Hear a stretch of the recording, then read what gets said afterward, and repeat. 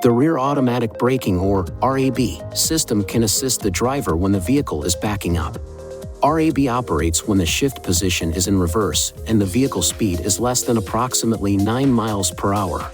If a risk of a collision with an obstacle is detected when your vehicle is backing up, the RAB system warning indicator will flash. The system will chime 3 times, and if so equipped, a red frame will appear in the center display. The system will then automatically apply the brakes. After the automatic brake application, the driver must apply the brake pedal to maintain brake pressure. The system will be automatically turned on every time the ignition switch is placed in the on position. To enable or disable the system, use these controls to select settings.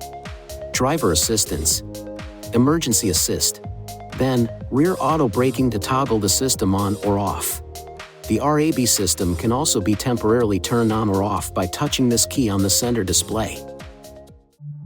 Please see your owner's manual for important safety information, system limitations, and additional operating and feature information.